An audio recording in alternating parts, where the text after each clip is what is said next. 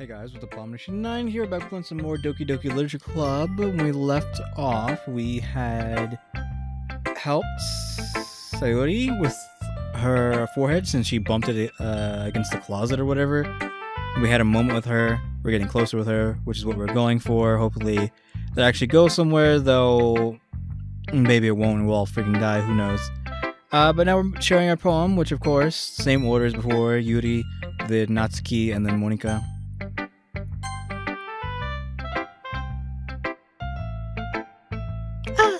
Is it my turn? Let's see how it compares to yesterday's. I see. It's a bit different. I respect you for trying different things, Ray. Were you inspired by Natsuki's poem? Or Sayori's, perhaps? Well, I guess you could say that. I thought so. I'm happy for you. You don't need to find inspiration in my poems. I read them for myself, not for anyone else. So I don't really need for people to like them or anything. Yuri? Nani? I'm sorry for being blunt, but you're overthinking this a little. Just because our styles are different doesn't mean I dislike your poems. In fact, if I tried to do something in your style, I would probably just do a terrible job. I see. I'm sorry. My stupid mind, it likes to do that sometimes. Anyway, you don't need to be afraid to be a little more daring. Metaphors can go a long way. Don't feel like you need to work your brain like turning a bunch of gears. Try letting your mind wander through your feelings and write down the things you see and hear. That's one way to truly enable your reader to see into your mind. It's a very intimate exercise. I see. That's certainly interesting technique. Thanks for sharing. I have, well, an example of that, if you'd like to read it. Of course. Is this the poem you wrote for today? Yuri nods and timidly hands me her poem. We're pushing Yuri away super hard, but like I'm going for Suri, so there's nothing really I can really do about that. The raccoon. It happened in the dead of night while I was slicing bread for a guilty snack. My attention was caught by the scuttering of a raccoon outside my window. That was, I believe, the first time I noticed my strange tendencies as an ordinary human. I gave the raccoon a piece of bread, my suspicious well aware of the consequences, well aware that a raccoon that is fed will always come back for more. The enticing beauty of my cutting knife was the symptom. The bread, the hungry curiosity, the raccoon, an urge. The moon increments its phases and reflects that much more light off of my cutting knife. The very same light that glistens in the eyes of my raccoon friend. I slice up bread fresh and soft. The raccoon becomes excited. Perhaps I'm merely projecting my emotions onto the newly satisfied animal. The raccoon has taken to following me. You could say that we've gotten used to each other. The raccoon becomes hungry more and more frequently, so my bird is always handy. Every time I brandish my cutting knife, the raccoon shows me its excitement. A rush of blood. Classic paranoia conditioning. What? Is that I don't think it's paranoia. I don't know what... A Pavlovian, I guess? Which I'm not really familiar with the word. Classic Pavlovian conditioning. I slice the bread and I feel myself again. I feed myself again. I think I do know Pavlovian. I was a bit more daring with this one than yesterday's. I can see that. It's a lot more metaphorical. I don't know if it's my fault, but I can't begin to imagine what this poem is about. I don't know, well, you keep feeding the raccoon, it's gonna get hungry and hungry until it eats you. That's right. It's a bit closer to my preferred writing style. Using the poem as a canvas to express vivid imaginary imagery and conveying emotions through them. Yeah, if I take it at face value, then I can't even figure out what it's supposed to mean. Well, I think it's something that different people can relate to in their own ways. I wanted to express the way it feels for me to indulge in more unusual hobbies. Well, like killing animals? It's those sorts of things I'm usually forced to keep to myself. So, I sometimes enjoy writing about them. Why do you keep them to yourself? Because they're embarrassing. And people would make fun of me. Don't you have anything like that, Ray? Well, yeah, I guess I do. I feel like everyone has a little something like that. The best we can do is respect each other and our individualities. Even if it's difficult sometimes, and some things make us uncomfortable. After all, if I hadn't learned to embrace my own weirdness, I would probably hate myself. I may be ranting a little bit too much now, but I'm glad that you're a good listener. Hey, time for Natsuki for his crud on us. Well, it's not really any worse than your last one, but I can't really say it's any better either. Huh? What? And, well, anything that isn't a train wreck, I'll take as a win. I get the feeling you're probably the most critical. Hey! What makes you... Wait, maybe that was a compliment. Hahaha! Glad to see someone recognize my experience. Well then, keep practicing, and maybe you'll be as good as me someday. That's, something tells me Natsuki completely missed the point. Come to think of it, this kind of reminds me of Sayori's poem from yesterday. Eh? You think so? Yeah. Well, I guess if you've been best friends with her for so long, we might be on the same wavelength. But you never really stuck me as her type. Sayori has a type all of a sudden? Well, I don't know. But honestly, how can someone so fluffy spend so much time with someone like you? It's like she's dragging around a dead weight. That was a little unnecessary. But think of it this way. If it weren't for me, she would probably just fly away like letting go of a balloon. You could say we each take care of each other in our own way. Whatever it is, I don't get it. Oh yeah, I guess I'm supposed to show you my poem. Here. Everyone's clearly getting mad about this. Here we go with the freaking elementary school music. Amy likes spiders. You know what I heard about Amy? Amy likes spiders. Icky, wriggly, hairy, ugly spiders. That's why I'm not friends with her. Amy has a cute singing voice. I heard her singing my favorite love song. Every time she sang the chorus, my heart would pound to the rhythm of the words. But she likes spiders. That's why I'm not friends with her. One time, hurt my leg really bad. Amy helped me up and took me to the nurse. I try not to let her touch me. She likes spiders, so her hands are probably gross. That's why I'm not friends with her. Amy has a lot of friends. I always see her talking to people. She probably talks about spiders. What if her friend starts to like spiders too? That's why I'm not friends with her. It doesn't matter if she has other hobbies. It doesn't matter if she keeps it private. It doesn't matter if she doesn't hurt anyone. It's gross. She's gross. The world is better off without spider lovers. And I'm gonna tell everyone. Not bad, right? It's quite a bit longer than yesterday's. Yesterday's was too short. I was just warming up. I hope you didn't think that was the best I could do. No, of course not. Anyway, the message is pretty straightforward in this poem. I thought I'd have to explain it. Sometimes you can explain complicated issues with much simpler analogies, and it helps people realize how stupid they're being. Like anyone who would agree that the subject of this poem is an ignorant jerk. Do you know people like that? Of course. It's about how everyone thinks That doesn't matter. It can be about anything. I wrote it to be easy to relate to. Everyone has some kind of weird hobby or guilty pleasure. Something that you're afraid if people found out, they'd make fun of you or think less of you. But that just makes people stupid.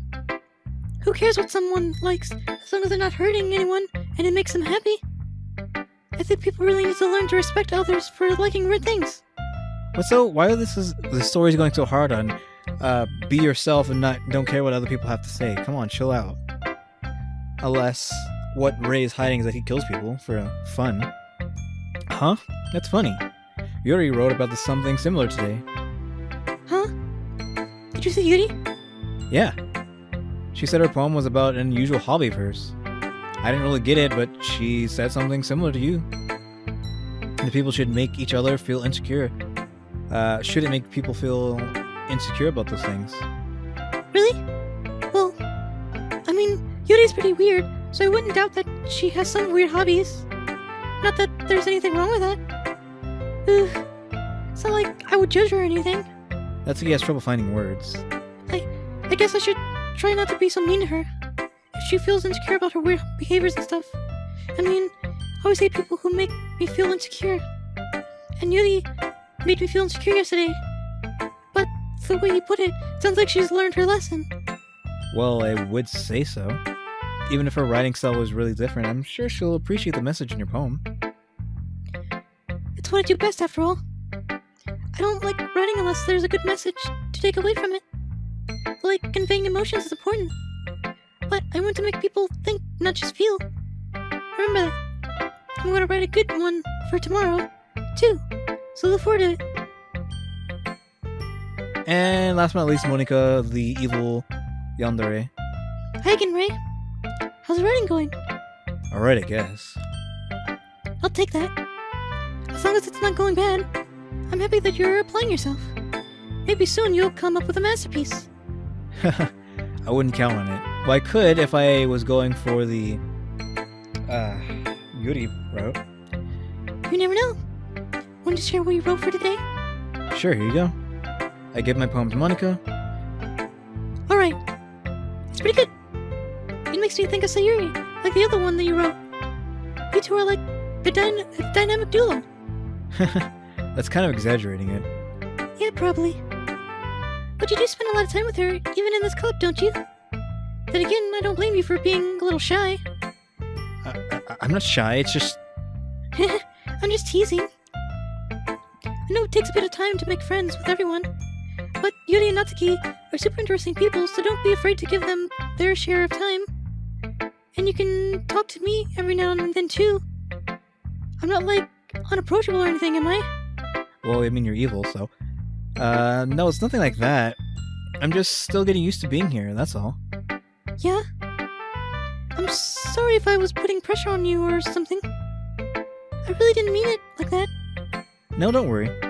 I get what you're saying. Well, alright. But anyway, you want to read my poem now? I like the way this one turned out, so I hope you do too. Alright, let's take a look. Alright, Jesus Christ. Oh, what?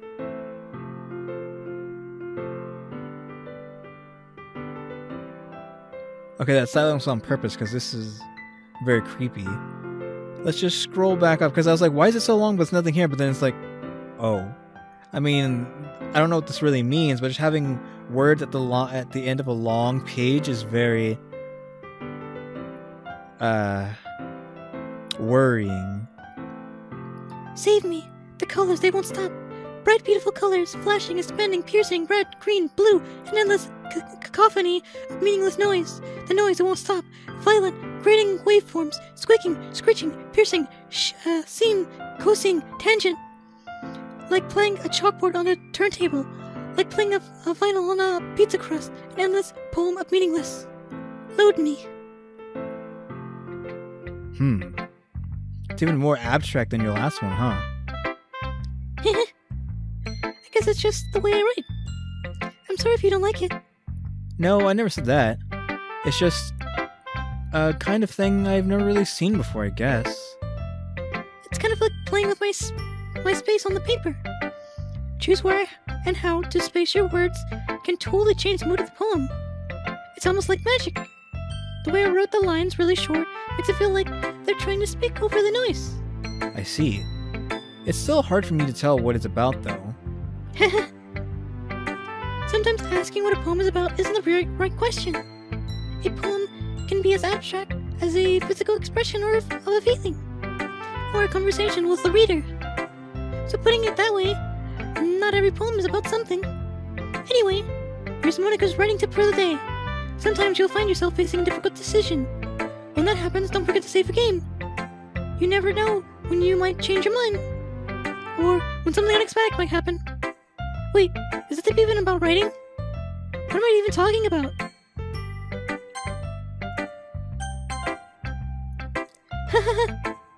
That's my advice for today. Thanks for listening. Well, thanks for breaking the fourth wall. Okay, everyone. We're all done reading each other's poems, right? I have something extra planned today, so if everyone could come sit at the front of the room. Is this about the festival? Well, Sort of. Do we really have to do something for the festival? It's not like we can put together anything good in just a few days. We'll just end up embarrassing ourselves instead of getting any new members. That's a concern of mine as well. I don't really do well with last-minute preparations. Don't worry so much. We're going to keep it simple, okay? We won't need much more than a few decorations. Sori has been working on posters, and I've designed some pamphlets we can give out during the event. Okay, that's great and all, but that doesn't tell us what we're actually going to be doing for the event. Ah, sorry, I thought you heard about it already. We're going to be performing. Performing? But, Monica? Yeah, we're going to be having a poetry performance. Each of us are going to choose a poem to recite during the event. But the cool part is, we're also going to let anyone else come up and recite their poems too. Sori's putting it on all the posters in case anyone wants to prepare ahead of time. Hehe. Sori, who's been coloring a poster, holds it up for us to see. You kidding me, Monica? You didn't already start putting these posters up, did you? Well, I did. Do you really think it's that bad of an idea? Well, no. It's not a bad idea, but I didn't sign up for this, you know? There's no way I'm going to be performing in front of a group of people like that. I agree with Natsuki. I could never in my life do something like that. Imagining it, Yuri shakes her head in fear. Guys? No, Sayori. I understand where they're coming from. Remember that Natsuki and Yuri have never shared their poems with anyone until just a couple days ago. It's a lot to ask for them to recite their poems out loud to a whole room full of people. I guess I kind of overlooked that. So I'm sorry. But I still think we should give it our best. We're the only ones responsible for the fate of this club. If we start the event and each put on a good performance, then it will inspire to do the same for the others to do the same. And the more people who perform, the better we'll be able to show everyone what literature is about. Yeah! It's about expressing your feelings, being intimate with yourself, finding new horizons, and having fun. That's right. And it's those reasons that we're all in this club today. Don't you want to share those with the others? To inspire them to find the same feelings that brought you here in the first place?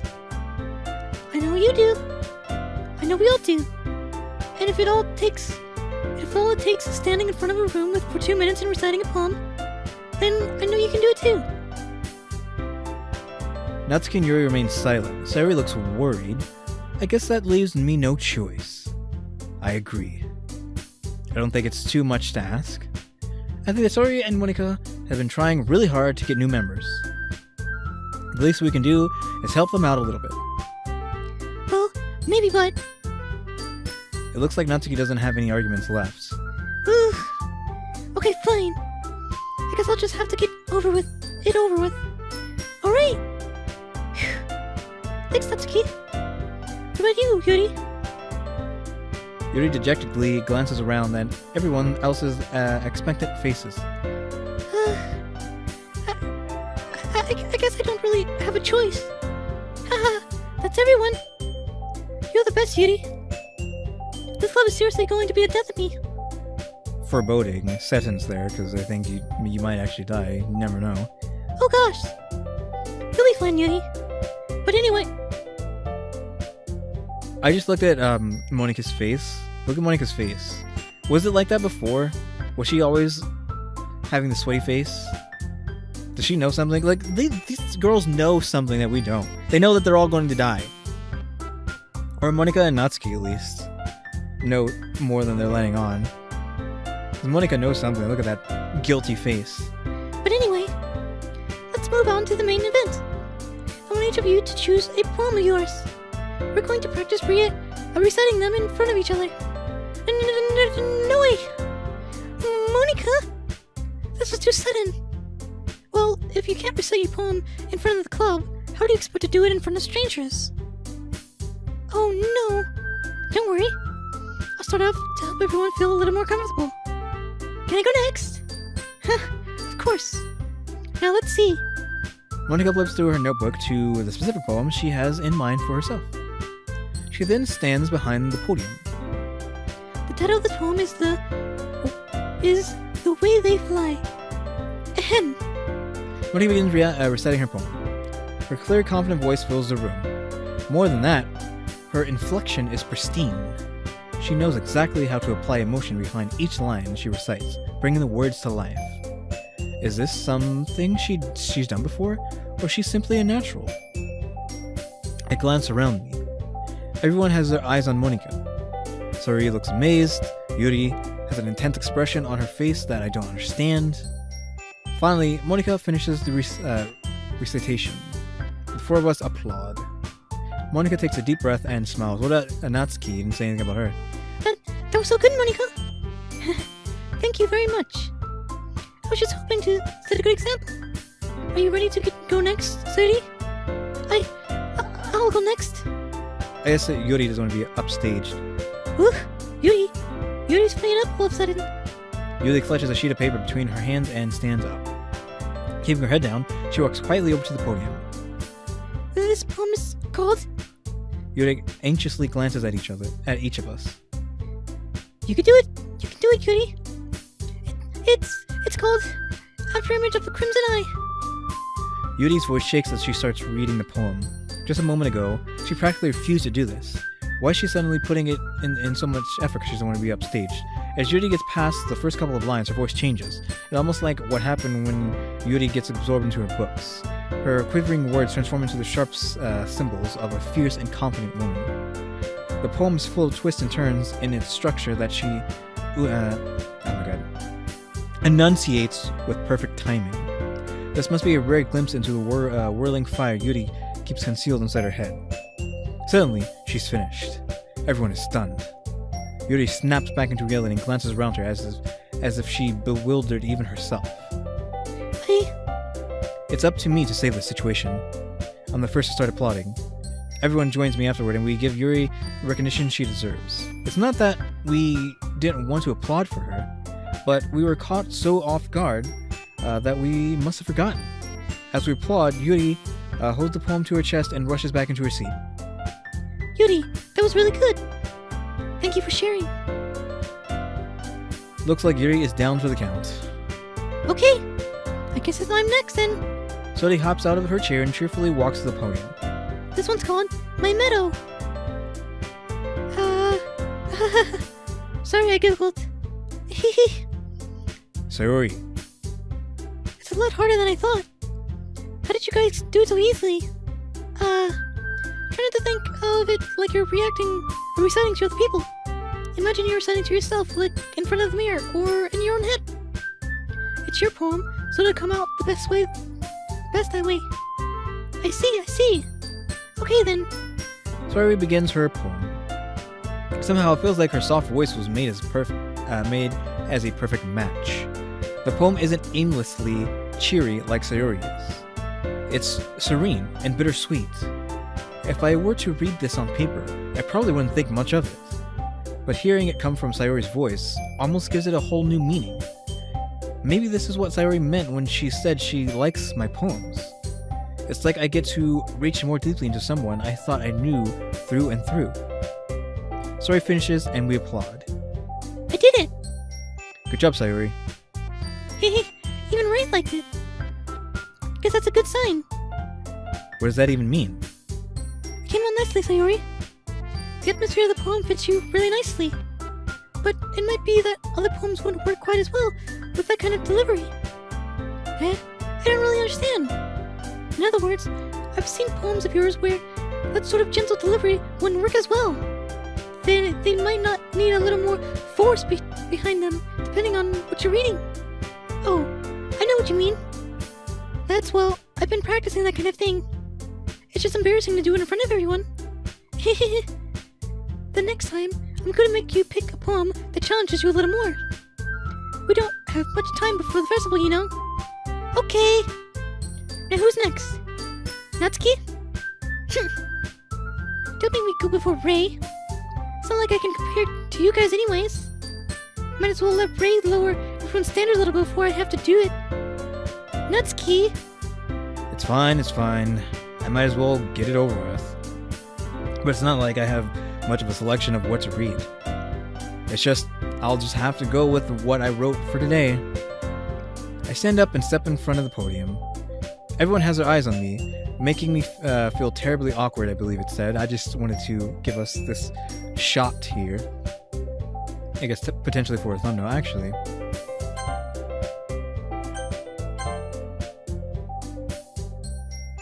I recite my poem. Still not exactly confident in my own writing, it's hard to put energy into it. Despite that, once I finish, I receive applause anyway. Sorry, I'm not really as good as everyone else. Don't worry about it so much. I think it's less about your abilities and more about your lack of confidence in your writing. That's something that will improve over time, though. Yeah, maybe. Alright then. That just leaves you, Natsuki. Yeah. I'm going. Natsuki begrudgingly gets out of her seat and makes her way to the podium. This poem is called... It's called... Why are you all looking at me?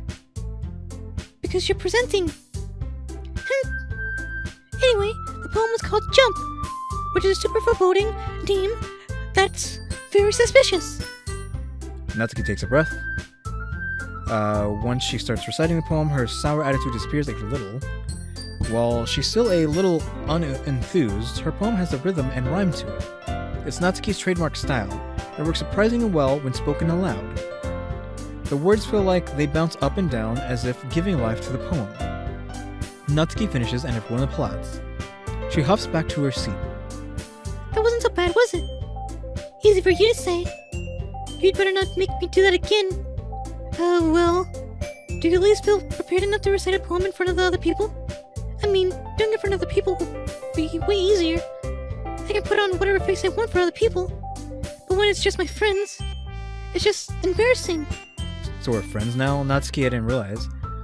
That's a surprise, Natsuki. I think it would be the other way around for me. Well, that's just how it is, so... Well, I guess in that case, you won't have much to worry about for the festival.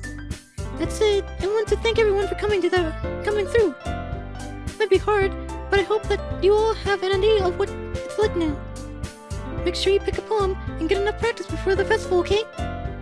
I'll be making pamphlets, so let me know ahead of time what you'll be reciting. Jeez. I should probably find some other poem to recite instead. That's fine too. It doesn't have to be your own. I'm already pleasantly surprised that you're putting all this effort for the club. It makes me really happy. I hate that pose, by the way. It's just really weird. Yeah, no problem. Okay, everyone. I think that's about it for today. I know the festival's coming up, but let's try to write poems for tomorrow as well. It's been working out really nicely so far, so I'd like to continue that. As for the rest of the festival, we're finished planning tomorrow, and then we'll have the weekend to prepare. Monday's a big day. I can't wait. I can do this. Alright. I stand up. There's no way I'll be able to find the same enthusiasm as Sori and Monika, but I'll do my best to get through it. If it's for the sake of the club, and impressing Monika, then I'll have to do my best. Impressing Monika, we don't care about Monika, she's a crazy person. We're here for Sayori. Where'd you go, Sayori? Yep. Look at you two, always going home together like that. It's kind of adorable, isn't it? Hee hee. Jeez, guys. Don't make it such a big deal, okay? It must be a little nice, though. Well, how am I supposed to respond to that? It's okay, right? You don't have to say it. Whatever, let's go already. Walk home with Sayori once more. I'm gonna save it just... They got me, like, worried now. Even though it's only been a few days, a lot of things have already changed. But today, Sayori is being a little quieter than usual on the way home. Okay, that's weird. Hey, Sayori. Sorry, I was spacing out. No wonder. I was thinking about something from earlier. I like how we get to... Sayori fumbles with her words. Let's just say that one day, Yuri asked to walk with you. Or let's just say that one day, Yuri asked to walk home with you. Huh? What would you do? What kind of question is that? You're kind of putting me on the spot here. I would walk home with Yuri.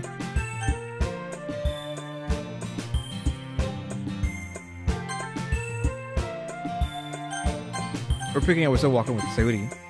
Sayuri? You really think I would ditch you for Yuri? Nani? But she's so beautiful and smart. Jeez. I already see her in the club every day. Besides, you always seem to really like going home together. I wouldn't just ruin it for you. You're so silly, Ray. You think about me too much sometimes. Yuri would deserve it if she wanted to. So... Sayuri, if I've already made up my mind. I really can't figure you out sometimes. Sorry. Besides, what's the point in speculating something that's never going to happen? Conversation trails off. It's kind of a weird thing for Sayuri to care so much about. But I want to respect her and keep her happy too. Then again, the festival's only a few days away. Who knows what will happen in that time? It's poem time? Okay, so we're gonna save the poem for next time. We're still going for Sayuri. And I guess I put enough time into maybe Yuri that I guess Yuri's girl number 2 right now. I think I have it lined up perfectly where Sayuri, Yuri, Natsuki, and Monika are all perfectly lined up like that, where Sayuri at the top, Monika at the end. Though, like, I don't know how this is supposed to go. I don't know if this is stick to one person permanently, or am I supposed to please everyone? Like, I don't know. Like, I'm just going all in on Sayuri, like, not doing anything else. And it almost feels like I'm screwing myself up. Like, if anyone else has seen a playthrough of this and they're watching this and they're just facepalming, like, oh my god, everyone's getting killed because I'm only going for one girl. I'm specifically going all in on Sayuri, ignoring everyone else. Because of the normal trope of if you pick everyone, bad things happen. So I'm going with that. But I'm pretty sure there's also a trope of if you're not nice to everyone, then no one likes you. So I don't know. But yeah, guys, thanks for watching. Tune to the next episode of Doki Doki Literature Club. Like, subscribe, comment, it's you. See ya.